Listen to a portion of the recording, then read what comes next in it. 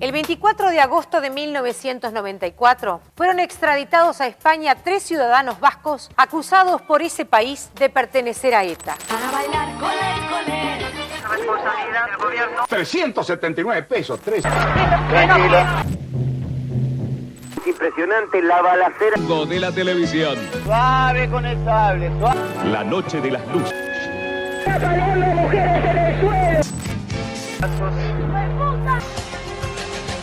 Sus armas en las manos. Así como soy. Y queremos saber qué pasa en la fiesta. La mano firme es firme y si tiene que llegar, llega hasta donde tiene que llegar. Su lugar de luz. Les invitan a... Al ojo del... Se han escuchado disparos. El que se meta, la queda. ¿Qué hacían menores y mujeres en ese lugar? La fiesta de la nostalgia había sido creada para desinformar a las masas acerca de lo que había ocurrido. Los milicos a caballo ¿Eran un peligro para Uruguay? y nos cagaron a palo. Porque Uruguay no debió haber vivido ese episodio.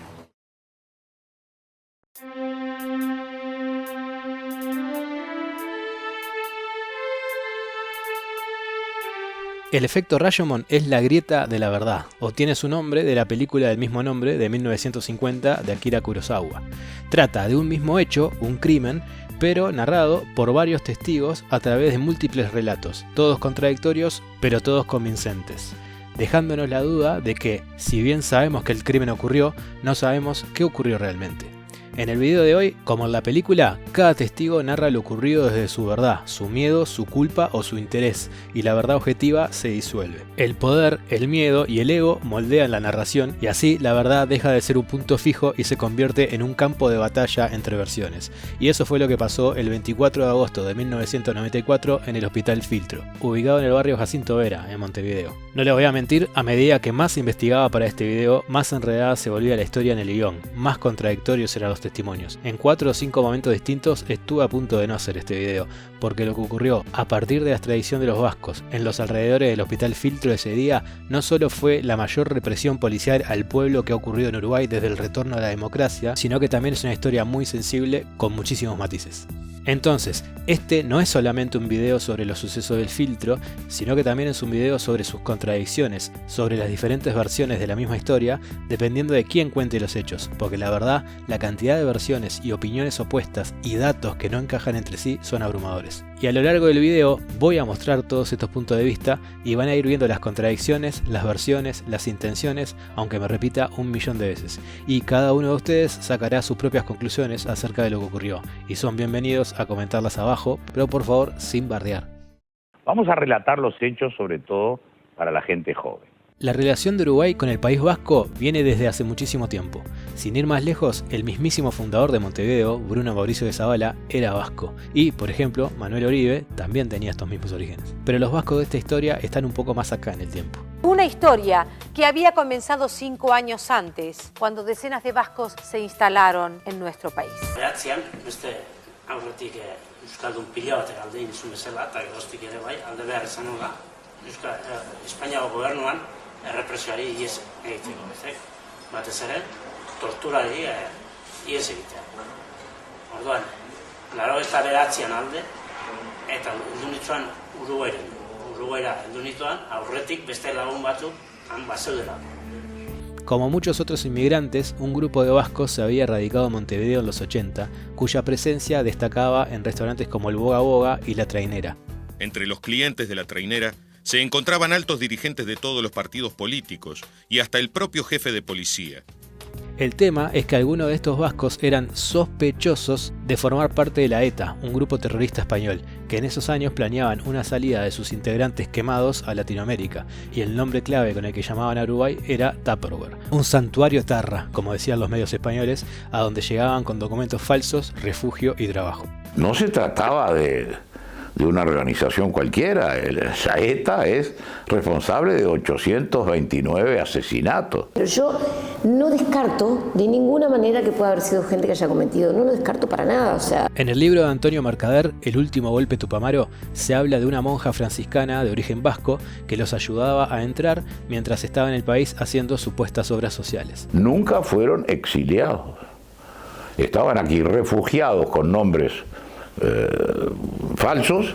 El mismo libro afirma que la asesoría de abogados allegados al MLN les ayudaba a conseguir los documentos falsos. Y acá quiero introducir en la historia al Movimiento de Liberación Nacional Tupamaros, una organización guerrillera urbana de izquierda que estuvo muy activa en Uruguay en los 60 y 70 y que en los 80 habían abandonado la lucha armada. Durante los 90 se convirtieron en un actor político legal y en esa época ya estaban integrados al Frente Amplio, una coalición política de izquierda. Si bien en varios documentales o relatos del filtro ni se menciona al MLN, ciertos testimonios afirman que tuvieron un papel clave en lo que pasó. En su biografía Cero a la izquierda, Jorge Zabalza, una de las caras más conocidas del MLN en esa época, reconoce que la ETA financió partes de las acciones del MLN.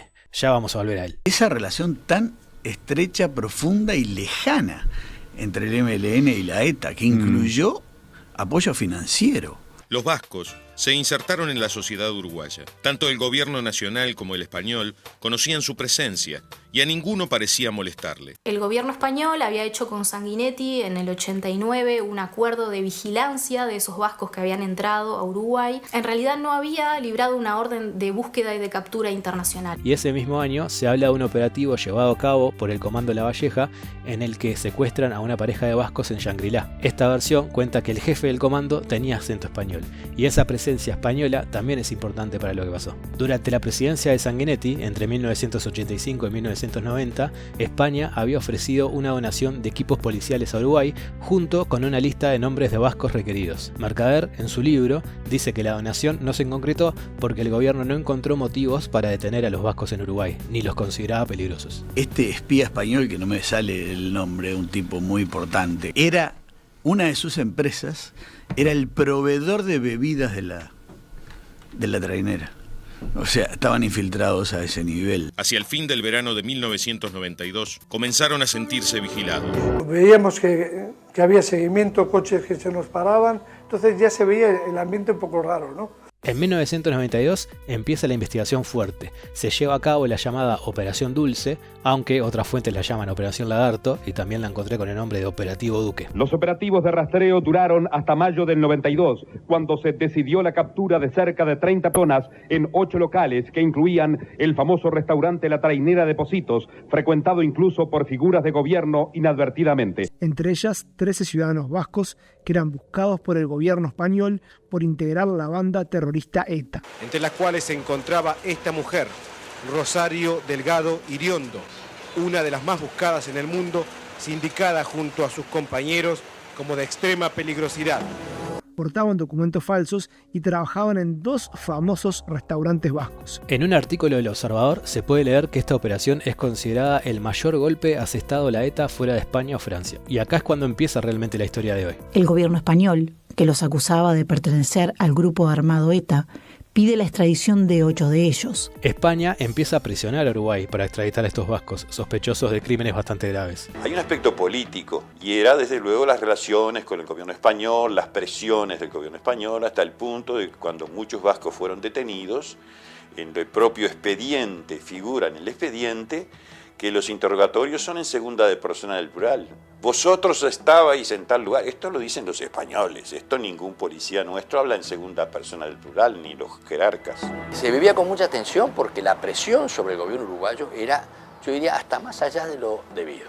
Presión del Reino de España, una presión política muy fuerte e incluso con instrucciones precisas que se habían trasladado al embajador que en algún momento nos ponía en una situación un poco difícil. Hay que también tener en cuenta que Lacalle había firmado un tratado de cooperación con España que implicaba para Uruguay el envío de unas 200 ambulancias, también de patrulleros que finalmente llegaron, también préstamos, también la llegada del rey de España. Sí, aparentemente Lacalle Herrera, una de las cosas que quería era coronar como su periodo de gobierno con la visita de los reyes de España. Estaba todo supeditado a las buenas relaciones que pudieran tener ambos estados. Desde aquel famoso chantaje de que el rey no venía a Uruguay mientras el gobierno no cambiase de actitud, hasta las visitas de la calle Felipe González, hasta las ambulancias de regalo que pululaban por las calles de Montevideo, es evidente pues que el gobierno español ha estado constantemente presionando al gobierno de Uruguay hasta que ha conseguido del señor Lacalle pues lo que ha conseguido, ¿no? Si el gobierno español pedía asesinos terroristas, que habían puesto bomba y matado mucha gente, pide por 6.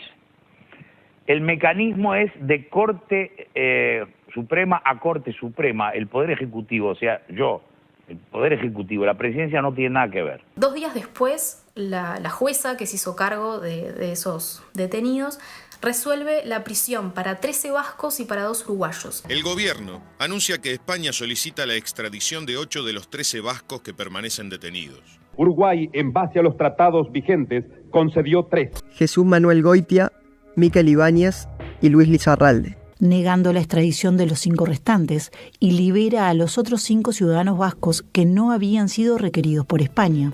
En el diario El País decían que de los vascos detenidos, 11 tenían antecedentes y 4 estaban acusados de participar en atentados en España. Las pruebas las brinda siempre el país que pide la extradición. Y eran requeridos en España y a los cuales se les atribuía delitos muy graves. Desde homicidios, atentados. Lizarralde estaba acusado en España de 7 asesinatos, incluido el dirigente de UCD, Ramón Baglietto. Cometidos entre 1979 y 1986 como integrante del comando Eibar. Goitia te colocaron una bomba que mató a un militar. Mientras la desactivaba en 1979 en Oñate. E Ibáñez de otros 2 homicidios vinculados a ETA. Y en cuya casa se requisó un importante arsenal de armas y explosivos. ¿Eran un peligro para Uruguay? Bueno, en la forma en que estaban viviendo y convivían en el Uruguay, no. Pero antes de ser extraditados, debían cumplir con una condena en Uruguay por falsificación de documentos. Y se inicia el proceso de extradición. La extradición es un mecanismo mediante el cual un país le pide a otro, mándeme a fulano de tal, que está siendo objeto de un juicio por X razón. En casos como el terrorismo o en casos que no son delitos políticos, por decirlo así, no hay ningún tipo de otro instrumento jurídico que los proteja.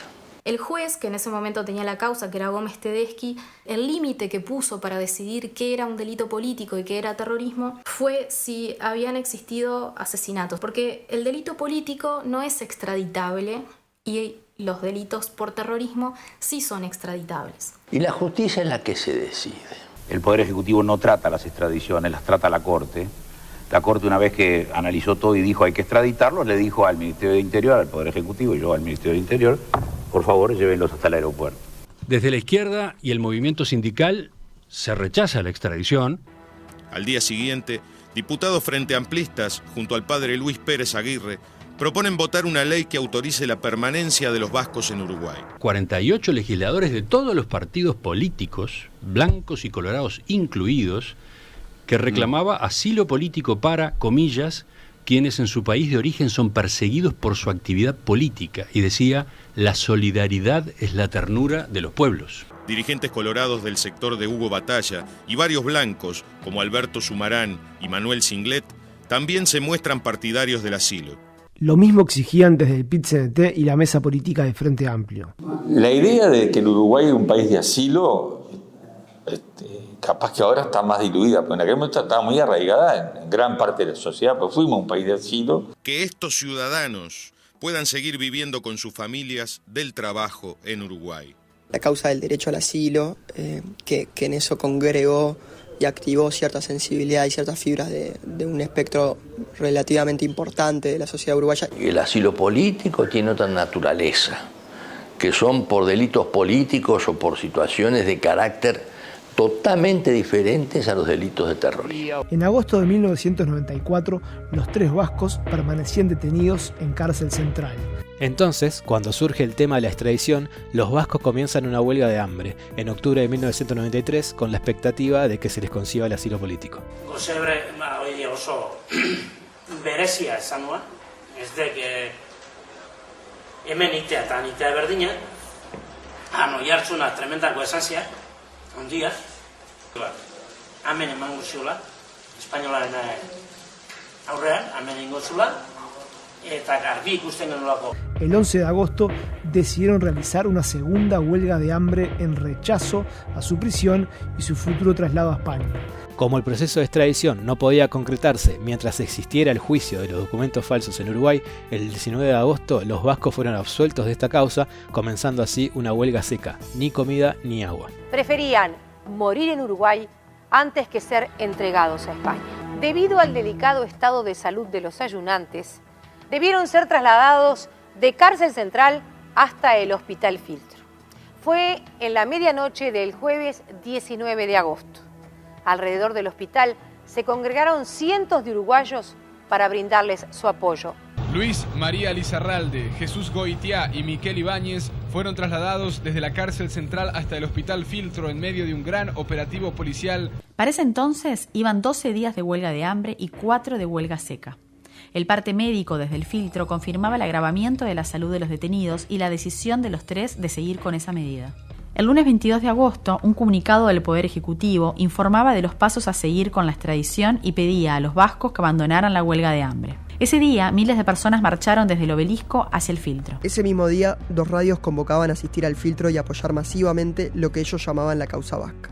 Esas 2 radios eran CX44 Radio Panamericana, propiedad del MLN, y CX36 Centenario, del 26 de marzo. Donde los principales dirigentes tupamaros se alternan en el micrófono, alentando con sus consignas a la multitud y denunciando que está en juego la resistencia contra quienes vienen de afuera a conquistarnos nuevamente. De estas transmisiones participaron Pepe Mujica y Jorge Zabalza. Este último siempre fue conocido por su postura crítica y radical, manteniéndose al margen de la institucionalización del movimiento y cuestionando al Frente Amplio y a sus excompañeros. Hay muchos videos en YouTube de esto, pero más adelante vamos a hablar con ellos. De la supuesta relación del MLN y la ETA se va a hablar más adelante. Con el paso de los días, varias organizaciones de izquierda, sindicatos y ciudadanos se fueron sumando a la causa. La situación de los vascos también dividió a los sectores políticos. El apoyo a los vascos detenidos vino de varios sectores, pero especialmente desde los grupos más radicales. El sábado 20 de agosto empezaron a reunirse manifestantes en las afueras del hospital en señal de apoyo bajo la consigna en defensa de la vida y el derecho de asilo. El domingo hubo un cacerolazo. El martes 23 de agosto, el ministro del Interior, Ángel Gianola, asistió a la Comisión de Diputados para explicar la salud de los 3 etarras. Afirmó que el gobierno no daría marcha atrás con la extradición. Agurzane Delgado, vocera de los vascos, denuncia que la seccional 13 se convirtió en el cuartel general de los agentes de seguridad españoles. Para la enseñanza pública y la universidad, 30.000 firmas y una marcha convocada por el Frente Amplio brindan apoyo popular al pedido de asilo. El grupo de personas que permanece en la zona del Hospital Filtro desde el mismo día de la internación sigue incrementándose.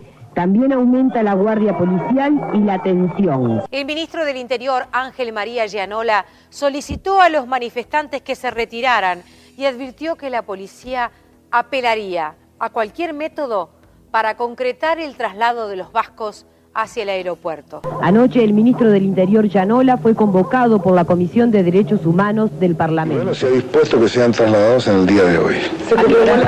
Momentito, estamos supeditados naturalmente al cumplimiento de determinados plazos. Y esos plazos vencen a las 6 de la tarde. Después de las 6 de la tarde ya no hay ninguna posibilidad de entorpecimiento, de interferencia, de obstaculización legal, me estoy refiriendo, ¿no? Las radios 36 y 44 seguían instando a sus oyentes a concurrir al Filtro. Sergio Previtale, me acuerdo, le dijo: mire, ministro, usted tiene que saber que con frecuencia, cada noche, hay allí un grupo de jóvenes que están enfervorizados, desde luego, que están actuando con un sentido muy sano de solidaridad, etcétera. Atención con que no vaya a haber represión en ese lugar, porque eso puede costar vidas. Y el ambiente, de a poco, empezaba a complicarse. Ese 24 de agosto de 1994 fue miércoles. Los primeros enfrentamientos se registraron a las 5 de la mañana cuando la policía intentó acordonar la zona. Exactamente las 5 de la mañana cuando esto está sucediendo aquí en los alrededores del Hospital Filtro. Fuerte dispositivo policial amplió las vallas establecidas alrededor del Hospital Filtro, dejando determinadamente este espacio, esta brecha. Ahora en este momento están retrocediendo un poco y estableciendo exactamente, las vallas que ustedes están viendo. Algún incidente hubo golpes. Después de esta primera represión, el ambiente queda caldeado. La tensión aumenta por un lado por el agravamiento de la salud de los vascos y por otro por la inminencia del traslado. Mientras tanto, llegaba la noticia de que en el Aeropuerto Internacional de Carrasco ya estaba el avión listo para llevarse a los vascos. El clima fue de congoja ante la noticia de que llegaba un avión especial desde España para el traslado de los prisioneros. Agurtzane Delgado Iriondo, de la Comisión de los Vascos, se dirigió a la gente con estas palabras. El traslado es inminente. Los compañeros ruegan la calma. Pensamos que esto es responsabilidad del gobierno uruguayo y español. A lo largo de la mañana y el mediodía se presentan políticos en el lugar. Posteriormente, y enterado de la situación, se hizo presente en el lugar el diputado del Frente Amplio, Guillermo Chiflet. Así que ellos no tenían orden de desalojar y que la situación era absolutamente tranquila. Sobre el mediodía llegaron al filtro las primeras figuras del Frente Amplio, Liber Sereni y Tabaré Vázquez, y fueron recibidas entre gritos y reclamos. Bueno, hacer acto de presencia como resolvió el órgano de prensa del Frente Amplio.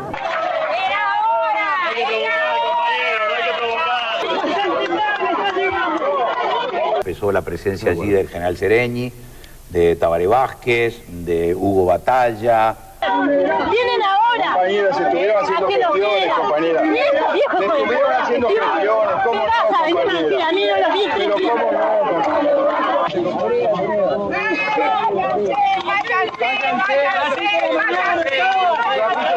no? Que fueron creando una situación de asonada, es decir, impedir el ejercicio de la autoridad es un delito. No sería positivo que se quedaran, compañeros. Sería positivo que se quedaran, no que se fueran. Vamos a volver. Tomamos la palabra. Un segundo.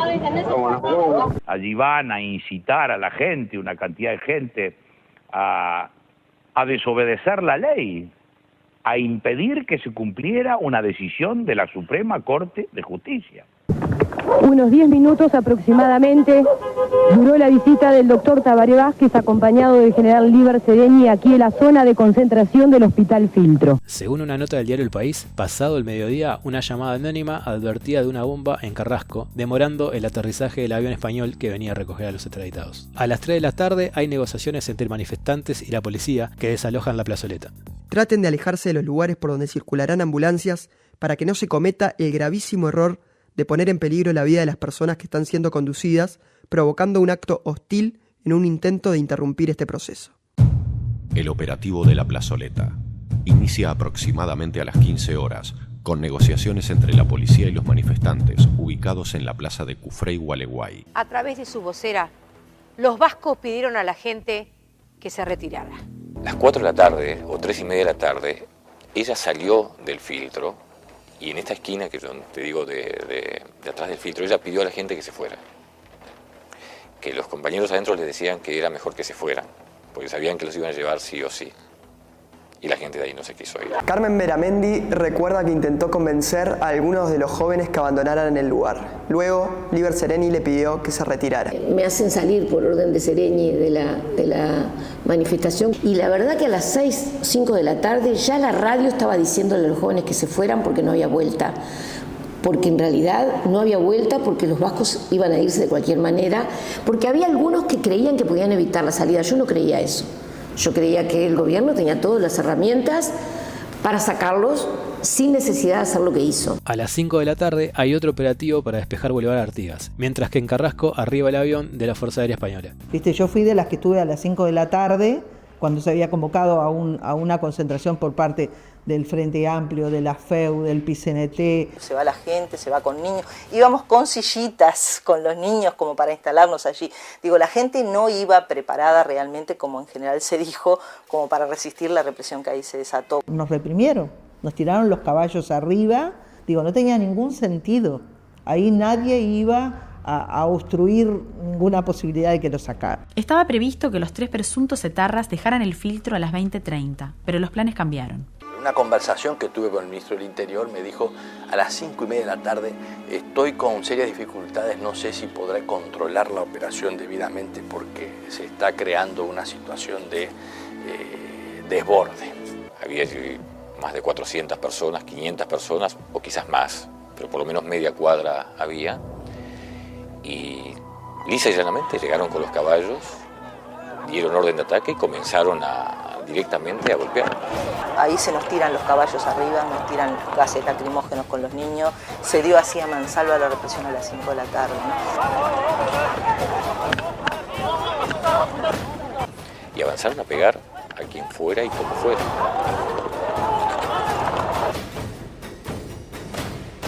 Había la sospecha de que se iba a resistir la salida de los etarras, que fue lo que más preocupaba al Ministerio del Interior y al gobierno en ese caso. Poco antes de caer la noche, CX-36 y CX-44 convocaban a los manifestantes a retirarse, aduciendo que ya estaba todo perdido. Algunos policías que estaban en un momento cerca nuestro con las radios, que intentaban dialogar con otros efectivos, nos permitieron escuchar que otras personas se habían apoderado de la radio policial. Me comunico con el ministro Llanola, lamentablemente una excelente persona, y me dice, tengo una dificultad. Las radios policiales han sido interferidas. Conectamos con la radio policial y no sé cómo se habían metido también estos en la radio policial. Y le decían a los pobres policías las cosas más atroces. Estás defendiendo, no sé qué. Se ha creado un caos de comunicaciones entre los patrulleros que puede derivar en un enfrentamiento que estoy tratando de controlar. Tras los disturbios de las 5 de la tarde, una tensa calma rodeaba al Hospital Filtro. Allí los manifestantes esperaban el convoy de ambulancias que transportaría a los vascos hasta el Aeropuerto Internacional de Carrasco. Mientras tanto, un joven de 24 años llamado Fernando Morroni se aprontaba para ir a la manifestación. Seguramente de un momento a otro comienza el traslado y nos gritan que nos retiremos de la zona. Esa tensa calma se rompe de un momento al otro. Cerca de las 20 horas, el Ministerio del Interior despliega un operativo de distracción. Se ve venir las luces de unos patrulleros y las ambulancias. La gente pensaba que se llevaban a los vascos. Se acercan a sirena abierta, a toda velocidad y disparando a través de las ventanillas. Patrullas entrando, como viendo, haciendo ojos de Pedro Varela, Olsa Torrea, el costado del Cuerno de Valle y agarrando todo Boulevard y disparando a mansalva por los vidrios a la gente que estaba ahí, ¿no? Además fue una caravana maniobra de distracción, no era la caravana de verdad, digamos, ¿no? Se tiró entre la multitud. Señores, estamos en comunicación ahora con nuestro compañero Ricardo Artola, alrededor del Hospital Filtro. ¿Me escuchas, Ricardo? Sí, Jorge, mira, en este momento, y perdona que nos tiemble la voz, pero sinceramente esto nos parece, y de pronto es un disparate lo que voy a decir, pero esto parece Bosnia. Es impresionante la balacera que se está registrando. A partir del segundo patrullero que ingresa por Boulevard desde el edificio Libertad, se ven los fogonazos. Incluso estaba relatando por celular, y lo primero que dije fue, hay fogonazos desde adentro del patrullero, están disparando desde adentro del patrullero. La gente también avanzaba y le tiraba piedras, es decir, ahí se armó una batalla campal. A las 20, Llanola le comunicó al presidente que en el aeropuerto el traslado estaba listo. Comenzaba el operativo extradición. Mientras tanto, a pocos metros de ahí, en el edificio Libertad, el presidente de la República veía el espectáculo. Acá vale la pena hacer un paréntesis y contextualizar una cosa. El hospital en cuestión se encontraba muy cerca del llamado edificio Libertad, que en esa época era la sede del gobierno y ahí estaba el presidente de ese momento. El presidente Luis Lacalle Herrera se encontraba en su despacho. Cuando se complicó la salida, se arma la zonada, porque fue una zonada. Del séptimo piso veía casi todo, porque aquí estaba Cutsa, donde está ahora el supermercado El shopping. 180 grados que veía bastante. Yo vi fogonazos de tiros de toda especie. Y empezamos a sentir detonaciones. Y pensamos que eran cohetes.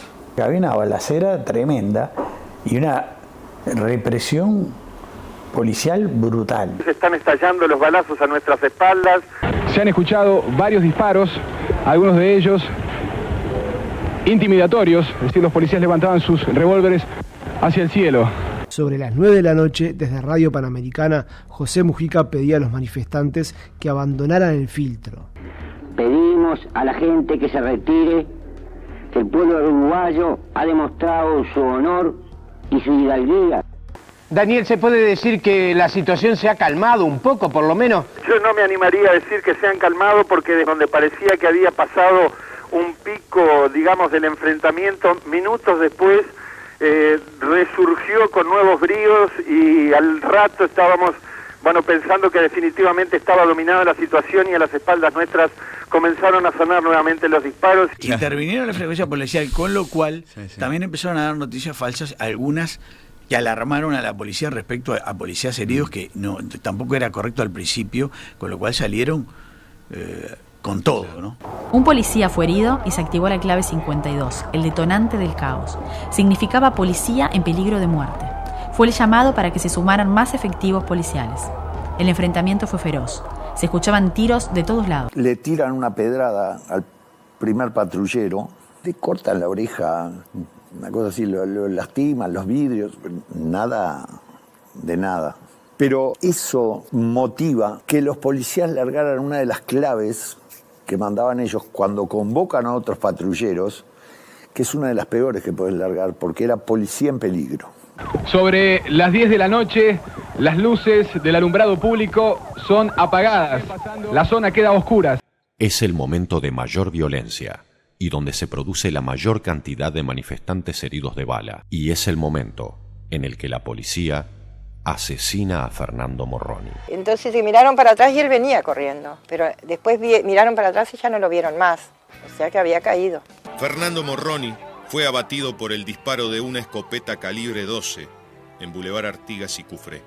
Ingresó al hospital policial a las 21:15 con paro cardiorrespiratorio. De nada sirvieron los intentos para reanimarlo. La autopsia de Morroni estableció una muerte violenta por disparo de escopeta directo desde atrás. Tenía 7 proyectiles en el cuerpo. Los disparos fueron realizados a una distancia de entre 12 y 15 metros. Las balas que mataron a mi hijo eran de la policía. 12 balazos por la espalda y a menos de 3 metros. A Fernando lo matan con 2 perdigonazos a 4 metros por la espalda, ¿no? Los tiros que disparó la policía no eran para gente que se les venía, sino para gente que se estaba yendo, ¿no? Y acá en la seccional yo vi cosas muy violentas realmente. Como por ejemplo, gente detenida que venía esposada y la golpeaban, los insultos a los detenidos. Recuerdo el ejemplo del vehículo que venía de Boulevard Artigas, un señor que no sé cómo pasó, alguien se distrajo y entró, iba para su casa. Un auto se metió, no sabemos cómo, llegó hasta la esquina de Cufré, le han disparado, lo detienen. No nos explicamos cómo esta persona llegó hasta aquí, pasó el operativo policial y fue recibido a balazos. Ahora es detenido, es observado. Casi lo mata, señor. Policía herido es trasladado en estos momentos por los médicos hacia una de las ambulancias para ser trasladado. Aparentemente tiene fractura en uno de sus brazos, como ustedes ven, renguea visiblemente de inmediato. La base del SEM, que se encuentra sobre Boulevard Artigas, se convirtió en refugio y hospital de campaña. A través de los medios se solicitaban médicos y enfermeros. El enfermero Esteban Massa concurrió voluntariamente al llamado y recibió 5 balazos. Hay heridos que están ingresando en todos los centros asistenciales cercanos a la zona y en otros que no son tan cercanos. Insistimos, amigos, la confusión es total a esta hora. No se sabe ni número ni nómina de personas heridas. Pero los datos extraoficiales que poseemos son que hay 2 personas heridas. Una es un funcionario policial, otro es un funcionario de la Administración Nacional de Puertos. Hay medio centenar de heridos, de contusos, y además hay algo así como un centenar de personas detenidas. Los datos oficiales acerca del número de heridos y lesionados variaron con el correr de los días. Además, según una investigación, resultaron con heridas producidas de disparos de escopeta 18 personas que fueron llevados a hospitales y mutualistas.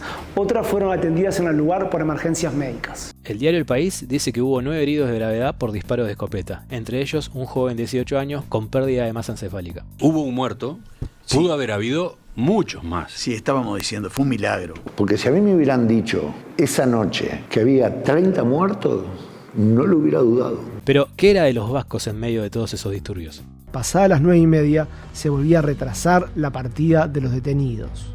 Les confirmamos entonces que los 3 vascos están todavía en el interior del filtro y toda la maniobra que se realizó hoy fue para, de alguna manera, dispersar a quienes estaban allí esperando. Les reitero que la demora en trasladarlos hasta el Aeropuerto Internacional de Carrasco, hasta ahora, era porque la ruta no estaba absolutamente en condiciones, porque se habían detectado varios vehículos sospechosos. Y Sereñi tuvo que frenar en la mesa política una iniciativa para evitar que pudieran circular las ambulancias y pudieran llegar al aeropuerto. Es decir, una iniciativa para que no dejar llegar al aeropuerto. Los médicos de la Junta Médica que fueron nombrados para resolver sobre este caso habrían negado el traslado de los 3 vascos en esas ambulancias que llegaron al lugar. Finalmente, sobre las 10:30 de la noche, una caravana de 3 ambulancias partió desde el filtro hasta la base aérea con los 3 detenidos. Acompañaban 20 patrulleros. Los teléfonos de las casas ubicadas en la ruta de la caravana fueron cortados. 10 de la noche, 17 minutos, comienza el traslado de los ciudadanos vascos desde aquí, desde el Hospital Filtro. Las ambulancias habían llegado sobre las 8 menos 5 de esta noche y es en este momento que comienza el traslado. Se ven corridas, no podemos acceder lamentablemente hasta el lugar, el dispositivo policial así nos lo impide. El trayecto original que se había trazado era llevarlos por Avenida Italia, pero la policía descubrió hace cuestión de 1 hora y algo algunos coches estacionados de una manera bastante sospechosa. Incluso uno de ellos burló por 2 veces los controles policiales, por lo que se tornó aún más sospechoso y la policía comenzó a intentar dar con su paradero. Como no pudo, se varió rápidamente el trayecto. Se hizo por 8 de octubre, luego se tomó el camino Maldonado, la ruta 102 y luego esta ruta 101 para ingresar por el radar. La entrega oficial la habrá de realizar el ministro del Interior, el canciller, el doctor Gianola y el doctor Sergio Abreu, al subsecretario del Interior español, ante una autoridad que está representando al embajador español. El gobierno uruguayo realizó gestiones para que acompañe a los 3 vascos un médico de la Cruz Roja Internacional, lo que se llevará a cabo. El avión militar español decoló cuando faltaban 15 minutos para la medianoche.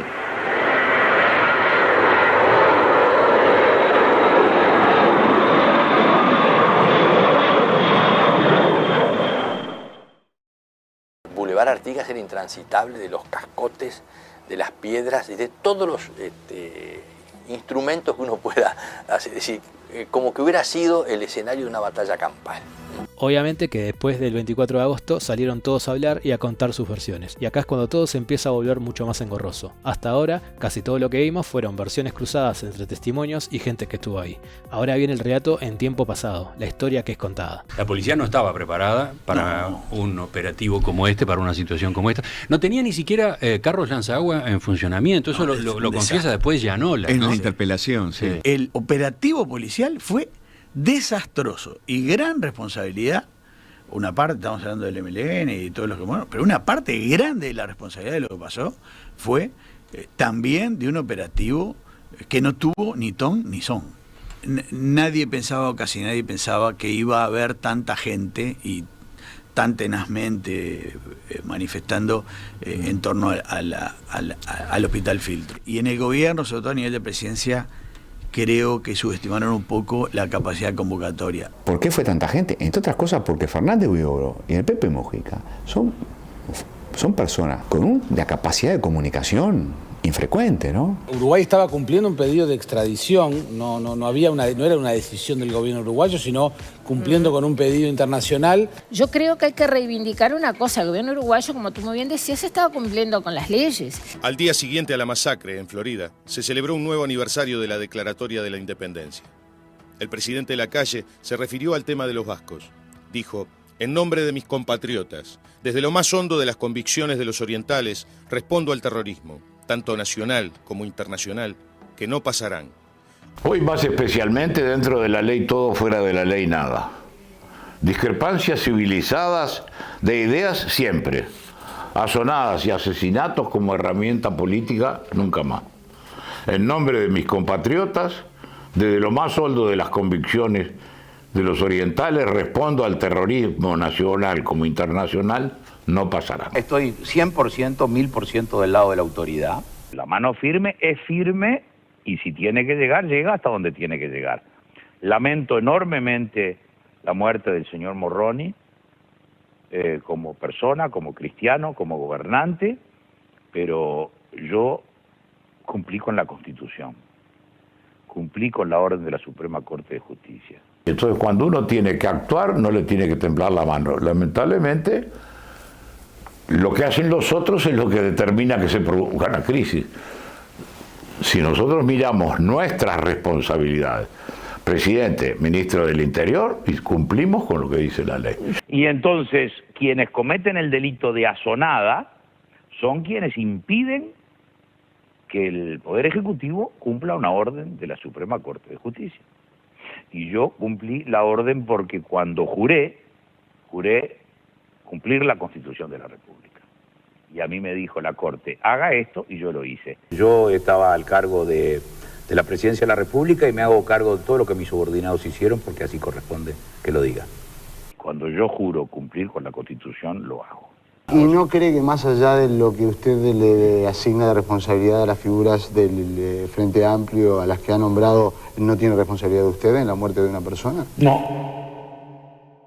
El entonces ministro del Interior del gobierno blanco de Luis Lacalle Herrera justificó el operativo por la sospecha de que estuviesen tramando actos de desestabilización política junto a ex guerrilleros tupamaros. Sé que tenía una responsabilidad muy fuerte y muy seria el tratar de garantizar desde el punto de vista de su competencia que los detenidos estuvieran en el avión. En conferencia de prensa, el ministro del Interior, Ángel María Gianola, dio la versión oficial de los hechos. Aseguró que en el operativo varios policías recibieron heridas de bala de parte de civiles armados. Diversas transmisiones radiales de por lo menos 12 emisoras capitalinas instigaron a la violencia y procuraron crear un estado de ánimo contra las autoridades y los efectivos del Ministerio del Interior. Pedimos a la gente que se retire. Como asimismo se va a poner de relieve la existencia de grupos organizados que han atentado contra la democracia, contra el sistema democrático republicano y fundamentalmente queriendo provocar el descaecimiento del orden jurídico en virtud de oponerse al ejercicio de las legítimas potestades que... Cuando la policía interviene es en defensa, es porque la policía ha sido agredida. Las instrucciones eran que la policía no agredía. La policía estaba para mantener el orden y para despejar los caminos a los efectos de que pudiera tener éxito el operativo de traslado de los detenidos españoles. Hay varios cientos de heridos y un muerto.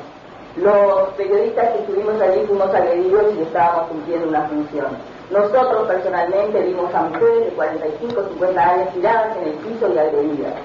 Esa era la función que tenía que cumplir la policía. No, está muy equivocada, no es esa la función. Esa es la confusión que se produce por agitadores infiltrados que se mezclan con la gente, que muchas veces inocentemente y en actitud de curiosidad ha acudido para presenciar un espectáculo circense.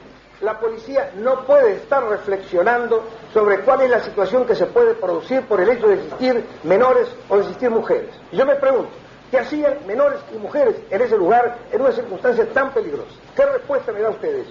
Sería yo el que tendría que hacer las interrogantes. Gianola fue interpelado entre el 7 y el 8 de septiembre. No pudo presentar los videos que aseguraba poseer con las pruebas de la participación de civiles armados. El número de policías heridos varió, así como la gravedad de las lesiones. 2 días después dijo que él había tenido que utilizar balas o dar orden de utilizar balas porque no tenía balas de goma y no tenía, creo, carros lanzaagua o cosa por el estilo. José Mujica también reclamaba la renuncia del ministro Gianola.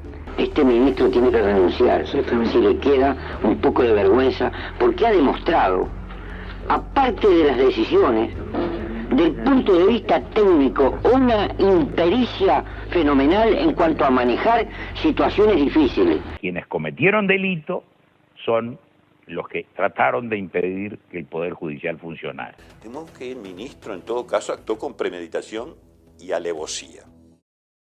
Hubo cientos de heridos, muchos de bala y al menos un muerto, aunque hay quienes afirman que fueron 2.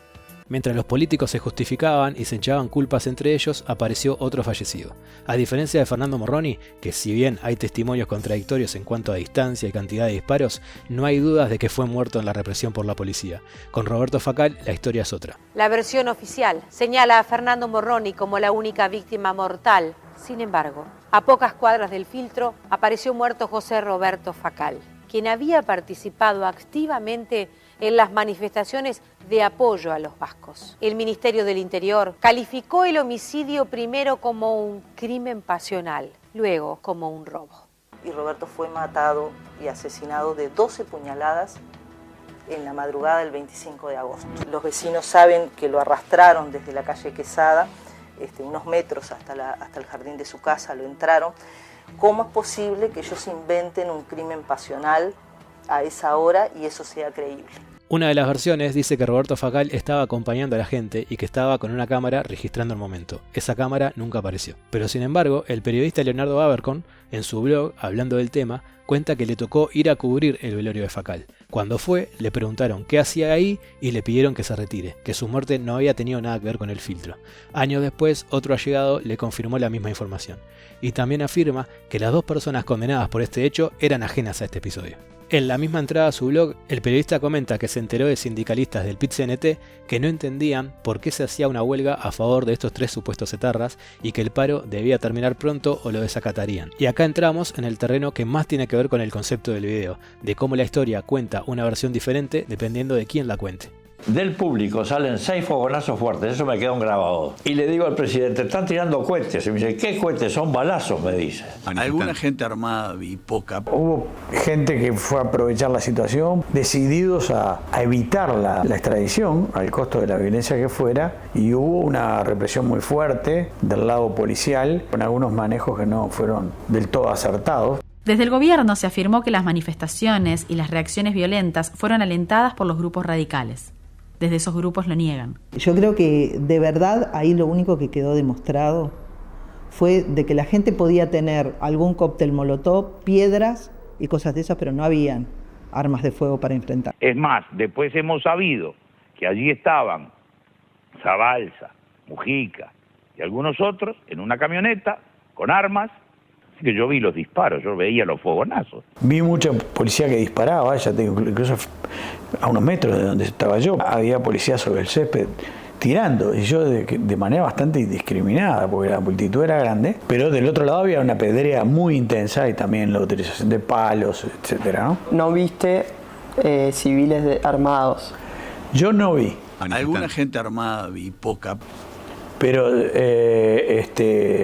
otras personas dicen que los vieron. Yo no sé si eran civiles, sé que que estaban vestidos de civil, no sé si eran policías, pero yo vi gente atrás de un auto que estaba ahí estacionado, disparando para donde estábamos nosotros. Ahí solamente había policía y prensa. Zabalza cuenta en el libro de Leit que en el medio de aquel caos, ¿cómo sería? Él estaba, dice él, estaba muy preocupado por lo enardecido que estaban mostrándose desde Radio Panamericana, por lo cual él fue hasta la radio a tratar de calmar la cosa, como no podía, vino volvió al filtro, y él dice que él empezó a desarmar gente. Dice, porque nosotros teníamos muchachos que estaban preparados, querían su primer enfrentamiento, y cuando vio el nivel que estaba cobrando la cosa, él, Zabalza, cuenta por lo menos que empezó a desarmar gente, es decir, que había gente armada, él lo reconoce. Radio Panamericana, que era del MLN, daba un enorme aliento a la gente a concurrir. Se hablaba de la libertad, se hacía un discurso muy fuerte. Sé que Mujica y algunos más, que no sé si no era Fernández Huidobro, decidieron ir a la radio también para hacerse cargo de la transmisión y alentar ellos mismos que fuera más gente todavía a aquel enfrentamiento. Se empieza a soliviantar a la gente, se empieza a dar manija. Según contó Zabalza en el libro de Federico Leitch, Cero a la izquierda, desde la radio la manija crecía. La enardecida verborragia de Eleuterio Fernández Huidobro y José López Mercado determinó que la afluencia a la protesta fuera masiva. La gente empezó a llegar por centenares. Había mujeres, ancianos, niños, pero también militantes armados, convocados todos a resistir la orden judicial. Hay un comentario del propio Sereñi, que a la vuelta de la ida con Vázquez y con Astoria, el filtro dice que en el trayecto vio civiles armados.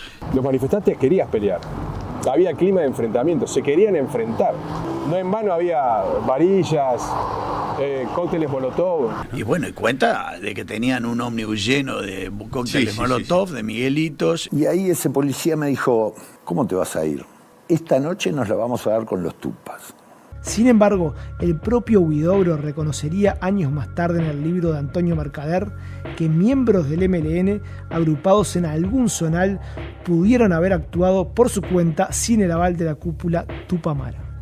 En Radio Panamericana, Jorge Zabalza celebró lo que llamó un bautismo de fuego de las nuevas generaciones. Vale la pena que esta juventud experimente este bautismo de fuego, pero vale la pena porque es el enfrentamiento más crudo a una política que ya ni siquiera es imperialista, es colonialista. Esa afirmación de Zabalza fue negada posteriormente en la justicia por Mujica, Huidobro y Marenales. Ahora, después, hay otros actores, el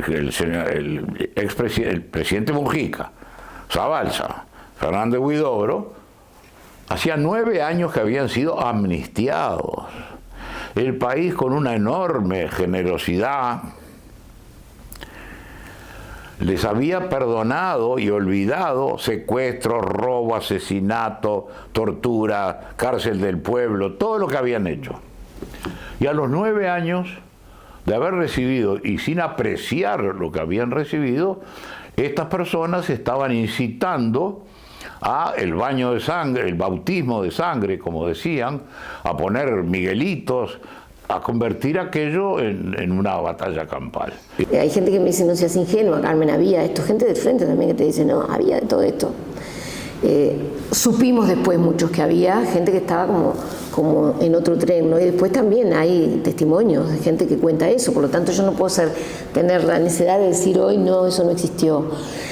Lo que digo es, no era lo mayoritario, ni era lo que buscaba la movilización en el filtro. Todavía había olor a pólvora, todavía, ¿no? Todavía estaba vivo lo que, bueno, alguna gente, algunos tupamaros como Jorge Zabalza llamaban el imaginario insurreccional, todavía estaba vivo. Parece haber, así como elementos contundentes para concluir que había un grupo de izquierda decidido a entorpecer el traslado de los 3 ciudadanos vascos.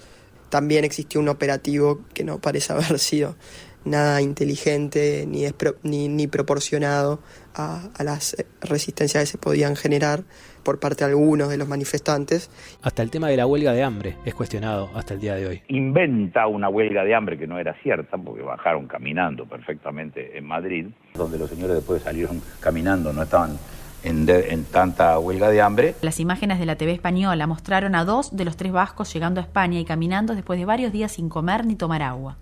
Las crónicas de la época afirmaban que habían pedido Coca-Cola y leche durante el viaje. Que los 3 presuntos etarras extraditados de Uruguay, que aseguraban estar en huelga de hambre, están bien nutridos e hidratados. Así lo ha dicho el médico forense de la Audiencia Nacional, Rafael Garrido, en un informe en el que también señala que el estado físico y psíquico no se corresponde con quienes han mantenido una huelga de hambre durante 14 días. Porque no olvidemos que hay mucha fabricación alrededor de esto, la masacre del filtro, la masacre de uno. Las consecuencias y la búsqueda de culpables no se hicieron esperar. ¿Es que el operativo se fue de control o estaba planeado que sucediera lo que sucedió? Por la ciudad corren rumores. El miércoles 24 fue dada a tempranas horas la orden de dejar camas libres en los CTI de algunos centros hospitalarios. ¿Es cierto que en la sociedad española la dirección ordenó fichar a los heridos, a sus acompañantes y a sus familiares? El gobierno decretó la expulsión de la vocera de los vascos, Agursane Delgado Iriondo, por considerarla responsable de los hechos de violencia acaecidos. Luego de la expulsión, según la diaria, la vocera Delgado pasó a la clandestinidad. También se expulsó al diputado independentista vasco Idígoras. Otros hechos llamativos: en Alemania, un grupo de 30 personas autodenominado los internacionalistas de Berlín tomó durante 2 horas el consulado uruguayo en esa ciudad, mientras en Suiza la embajada uruguaya fue grafiteada por desconocidos. Por su parte, el gobierno suspendió las radios Panamericana y Centenario por 48 horas. Luego, la radio Panamericana sería clausurada definitivamente. Y no hay que olvidar los detalles de que 1994 era año electoral. Unos pocos meses después se celebrarían las elecciones presidenciales y era un año muy particular porque el Frente Amplio tenía altas chances de ganar. El Frente por primera vez competía realmente por llegar al gobierno nacional y estuvo muy cerca en esa elección que termina ganando Sanguinetti. Algunos analistas consideran que los hechos del 24 pueden estar relacionados con una estrategia electoral. que cerca de la izquierda, que en los alrededores de la izquierda, se genere un hecho violento, sin lugar a dudas ahuyenta a electores. Recordemos, es la época en que la izquierda crea el Encuentro Progresista, por ejemplo. La izquierda tiene una excelente votación, 32% del Partido Colorado, 31% del Partido Nacional, 30% del Frente Amplio, Encuentro Progresista. Le faltó nada a la izquierda para ganar esa elección. Yo creo que la hipótesis de un escenario de confrontación especialmente buscado con objetivos electorales es muy plausible. Los incidentes del filtro impactaron en la interna del Frente Amplio muy cerca de las elecciones nacionales. Varios dirigentes, entre ellos Tabaré Vázquez y Líber Seregni, rechazaron los incidentes violentos. También cuestionaron la convocatoria masiva del MLN y el llamado bautismo de fuego. Se generó una polémica muy grande dentro del Encuentro Progresista que se acababa de formar en 1994 dentro del Frente Amplio. Una polémica muy grande porque hubo mucha gente, entre otros el propio Líber Seregni, que atribuyó la derrota del Encuentro Progresista, que tuvo una distancia muy chiquita con el Partido Colorado, ¿no?, al episodio del filtro. El MLN terminó arrastrando al movimiento sindical, terminó arrastrando el Frente Amplio, a todo el mundo. En su libro Donde hubo fuego, Adolfo Grasset escribe que por esos años los tupamaros se dividían en dos grupos: los que entendían que los tiempos habían cambiado y se acoplaban a la estructura del Frente Amplio y la democracia, y los que no renunciaban a la idea de una revolución a través de las armas. Para algunos políticos dentro del Frente Amplio, los tupamaros eran huéspedes incómodos. Yo hablé mucho con Seregni, lo conocí mucho, fui muy amigo. Él tenía una gran desconfianza del MLN. Y los tupamaros no lo querían nada. Y aquel momento fue un momento crítico sobre esa relación. Porque la integración del MLN al frente fue muy discutida. Dentro del frente y dentro del MLN. Es decir, de los dos lados. Se discutió mucho. De alguna manera triunfó la idea de que era mejor que el MLN estuviera integrado al sistema a que estuviera actuando por fuera. Estaban los que decían, bueno, estamos en una democracia viva, que renació, que no está agonizando, al contrario.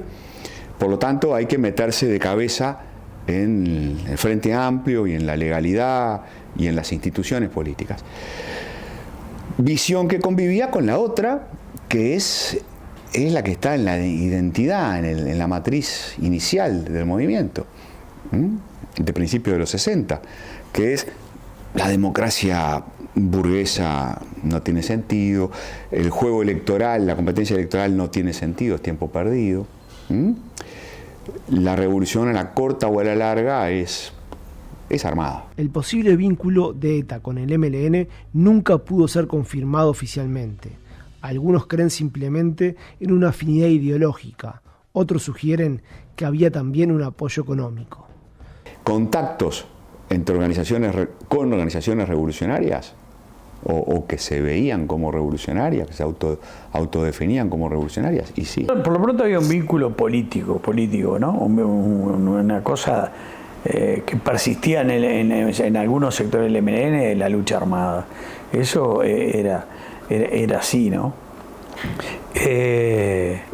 Después hubo vínculos personales de intercambio, de protección, acá y allá. Con el tiempo, los sucesos del filtro fueron quedando atrás y el tema se fue agotando. Los políticos se fueron olvidando. Un líder estudiantil que tampoco quiso identificarse dijo que la fiesta de la nostalgia había sido creada justamente para desinformar a las masas acerca de lo que había ocurrido aquel día en el filtro. Dijo eso textualmente, es una maravilla. Sí, en realidad es del año 78. Sí, claro, y los incidentes del filtro del 94. A pesar de eso, el estudiante dijo, la fiesta se inventó unos años después, no es casualidad. De todos modos, también hay... Jaime, apelo a los años. Sí. Recordemos un poco... Pobre Pablo. Arrancó en el 78 la nostalgia, ¿no? Con los años, Norma Morroni, la madre de uno de los fallecidos, se fue convirtiendo en la cara de la causa. Y todos los 24 de agosto, desde entonces, se organiza una marcha para buscar justicia. En la primera marcha, un año después, ya no participó ni el PCNT ni el Frente Amplio. Puede presentarse ante este país y ante esta justicia buscando una indemnización. No, por favor, eso sería un insulto. ¿Por qué? De recibir dinero a costa de la vida de mi hijo. Lo que el pobre tiene es la dignidad y eso no me lo pueden quitar. Pasaron los años, pasaron los gobiernos, los blancos no hicieron nada, los colorados tampoco, llegó el Frente Amplio y tampoco hizo nada. al haber cambios de gobierno uno piensa que bueno, que puede encontrar otro momento para hablar, para pedir justicia, para seguir, para que alguien se interese, pero se ve que pasan los gobiernos y no. Incluso ahora con el gobierno Frente Amplista, que fueron quienes ascendieron al personal que en ese momento estaba. Estos individuos que estuvieron ahí en el operativo del filtro, casi todos están hoy en responsabilidades frente a las fuerzas policiales. En mayo de 1995, los policías Miguel Rolán, Jacinto Ojeda, Héctor Domínguez y Miguel Moura fueron procesados sin prisión por los hechos del filtro. Esa investigación no pudo establecer al autor material del asesinato de Fernando Morroni. Además, exoneró a los civiles incriminados por sedición, instigación pública a delinquir y desacato. La sentencia confirmó la existencia de civiles armados que nunca fueron identificados. Curiosamente, fue el gobierno del Frente Amplio el que designó a Rolán como segundo jefe de la Guardia Republicana y ubicó a otros responsables en el operativo en importantes puestos de mando. Plenaria Memoria y Justicia calificó de traidores a Mujica y a otros miembros del gobierno. No olviden, gobernantes, que ustedes llamaron a los jóvenes aquel 24 de agosto. La diferencia está en que nosotros seguimos convocando a la solidaridad y ustedes no pueden con su conciencia. Tratan de borrar toda huella que les recuerde la refriega donde el monstruo dormido sacudió la modorra y salió a matar en Jacinto Vera. Triste fin el de los desertores como Mujica, Huidobro, Bonomi. Ayer recibieron cárceles y balas. Hoy son ustedes mismos que andan sueltos con sus perros, más cámaras, más milicos, criminalizando, abrazando a la calle Llanola, a los reyes españoles y a los mandapás yanquis. Y a todo esto, ¿qué pasó con los vascos? ¿Qué dijo la justicia española? ¿Eran de la ETA o no eran de la ETA? Miquel Ibáñez fue acusado de colaborar en el asesinato del empresario Francisco Zabaleta en 1985. Fue absuelto y puesto en libertad en febrero de 1995. El Poder Judicial español le pidió las disculpas del caso, increíble. Le devolvieron el pasaporte y regresó a Uruguay. Quienes lo habían acusado se desdijeron, aclarando que ellos, apremiados por las torturas, acusaban a gente que no estaba en España. Volvió a Uruguay y en 2008 fue detenido en Francia y condenado a 27 años de prisión por haber facilitado a la ETA la información para el mencionado asesinato. Falleció en 2011 de cáncer, estando en libertad condicional. Luis Lizarralde fue condenado a 32 años de prisión por el asesinato del teniente coronel José Luis de la Parra. En 1996 le sumaron otros 42 años por delitos de asesinato con agravante de alevosía y tentativa de asesinato en un atentado. En 2010 abandonó la organización por voluntad propia y lo identifican como el etarra arrepentido y le hacían el vacío en la cárcel. Terminó su condena en 2022. Jesús Goitia fue condenado a 12 años de prisión, pero salió en libertad en el año 2000, volviendo a Uruguay en varias oportunidades. En el libro de Atilio Garrido, La calle con alma y vida, del 2001, se mencionan 2 citas de diarios españoles. Después de que el gobierno de Uruguay cediera ante la presión española, como algunos decían, para mantener la buena relación, para que el rey venga a visitarnos, y después de los actos acontecidos en el filtro, los fallecidos, y después de que Uruguay sufra todo esto por la presión de España, los diarios españoles decían que en Uruguay se romantizó a la ETA, y que en Uruguay había una fascinación por la guerrilla. Se hablaba de un esperpento uruguayo. Yo me imagino aquí al jefe de policía, a los policías españoles, riéndose, mientras la policía uruguaya, que ganan salarios miserables, golpeaban a trabajadores, golpeaban a estudiantes y golpeaban a ancianos. Los sindicatos españoles hicieron alguna declaración pública sorprendidos con la actitud que estaba teniendo Uruguay, y personalidades irreprochables para la izquierda como Joan Manuel Serrat se mostraron indignados con el apoyo que estaba recibiendo desde sectores de izquierda el tema de la ETA en el Uruguay, ¿no? En 2002, el rey Juan Carlos I de España le confirió a Llanola la Gran Cruz de la Orden de Isabel la Católica por, entre comillas, su contribución o servicios en un marco diplomático o relacional con España. Mientras tanto, Norma Morroni continúa con su lucha. En agosto de 2008, Norma Morroni lleva una carta al ministro de la época. Están los partes policiales, los informes, los nombres de quienes participaron esa noche en la represión y sin lugar a dudas de esa información saldrá a la luz quién o quiénes hirieron a compañeros y compañeros y asesinaron a Fernando. Sin respuesta, insistió año tras año, hasta que en agosto de 2010 luego de 14 años de marchas y reclamos, decide plantarle cara al ministro Bonomi en su ingreso al edificio presidencial. Rodeado de periodistas, el jerarca promete recibirla para septiembre de ese año. Norma Morroni es citada al Ministerio del Interior y recibe un total de 16 tomos de archivos sobre el filtro, que hasta ese momento permanecían en poder de la policía. Hoy tengo una información que me ha llegado sobre quién podría ser el asesino de mi hijo. La impunidad sigue porque nosotros sabemos quién fue el que mató Waldemar Rosa Ruiz. El policía Waldemar Rosa Ruiz no estaba asignado oficialmente al operativo en el Hospital Filtro ni como refuerzo. Su rol ese día era otro, chofer de un comisario. Norma insiste en que el policía que asesinó a su hijo de 12 disparos es Waldemar Rosas Ruiz y lamentó que lo protejan las autoridades. Si me equivoco,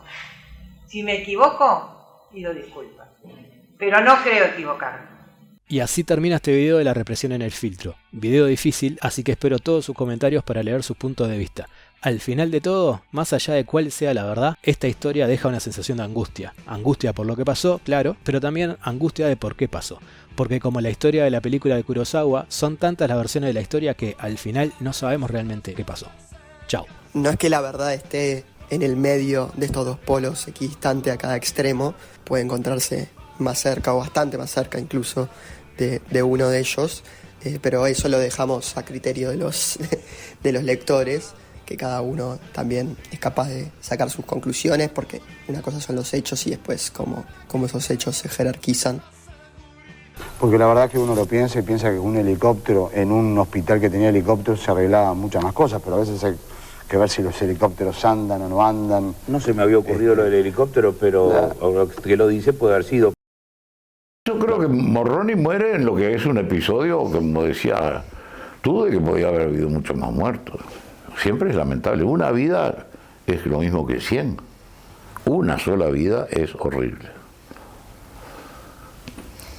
Ojalá no hubiera pasado nada. La masacre del filtro, la masacre de uno. Seguridad, ¿para qué quiero la seguridad?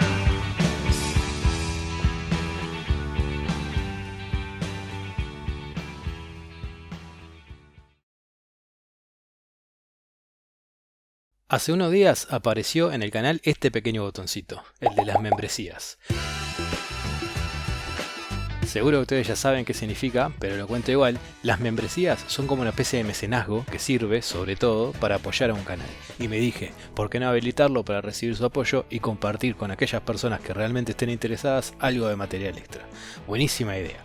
Pero quédense tranquilos que los videos principales, el canon oficial del canal, van a seguir siendo públicos para todos. Pero me gustaría usar las membresías para ofrecer más y mejor contenido e interactuar de forma directa con aquellos que realmente estén interesados en el canal. Esto es un atropello. Por eso, se me ocurrieron 7 formas distintas de compartir contenido e intentar hacer que las membresías valgan la pena.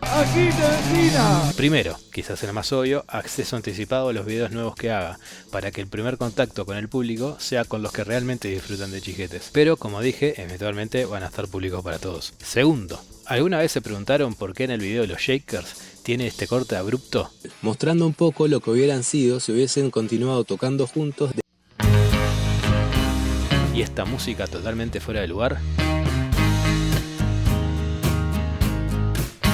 No creo que se lo hayan preguntado, pero fue por temas de derecho de autor.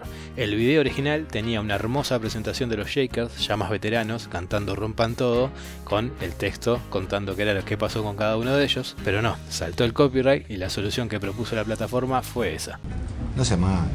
Por eso, para miembros, me gustaría subir los cortes del director, como lo llaman en el cine, es decir, los videos tal cual los imaginé. Muchos videos tienen que ser reducidos o cambiados por tema de copyright, o porque YouTube se pone la gorra con ciertos temas. Ya pasó con el video de 25 watts, que ya está subido, y por eso se ve así todo como medio cortado, o el video de Clavijo, que a pesar de ser un video jocoso, o que no ocurrió ninguna desgracia, YouTube me lo pone limitado por tratar ciertos temas que no les gusta tratar. Capaz que ellos fueron un poco sumisos. Es algo tedioso, así que estos cortes del director pueden ser más largos, quizás tengan información más sensible o quizás tengan la música original que tuve que quitar por tema de derecho de autor, por ejemplo. Tercero, remake de videos antiguos, es decir, muchos videos necesitan una actualización, ya sea técnica o de contenido, videos mejor editados, mejor narrados, quitando chistes malos o agregando chistes mejores, con correcciones y con nueva información, como esta que encontré acerca de la pelea de Jorge Nasser. Te quiero hacer una pregunta sobre un episodio para mí gloriosamente rockero que pasó en tu radio. Todo el asunto fue una pelotudez, porque los tipos lo venían provocando, jodiendo. O esta actualización del Botamaneco. Me dejó de hablar, me ve en la calle, no me saluda, nada tampoco. 4. Siguiendo con los paralelismos del cine, me gustaría subir videos con los llamados audio comentarios. Es decir, los videos conocidos de siempre, que los veremos juntos y en tiempo real, mientras voy haciendo comentarios de cómo surgió la idea, detalles, anécdotas, descubrimientos interesantes durante la investigación, comentarios bizarros de la gente, etc. ¡Y sos pambo! 5. Quizás haga encuestas respecto al canal para ver si hay interés en ciertos temas o explorar otros tipos de contenido general. Y también quizás puedan elegir los temas de los próximos videos. Uruguay es un país chico y con poco archivo audiovisual, por eso a veces algunos videos no se realizan. Por ejemplo, me encantaría hacer un video sobre la tragedia de Jung, pero es tan poco el material que hay que realmente me desmotiva. Así que por eso me gustaría expandir horizontes y hablar de cosas más internacionales, que quizás estén relacionadas con Uruguay o no. ¡Qué viaje! Así que esa es mi propuesta de membresías para los que quieran colaborar con más cosas que se me van ocurriendo, pero repito, los videos oficiales del canal van a seguir siendo para todos. Tómenselo como cuando les encanta una película y se compran el DVD para ver el contenido extra, las escenas eliminadas, el making of o los comentarios del director. Es sobre todo una colaboración. Dejate de literatura. Sin nada más que comentar, me despido. Perfecto. That's it.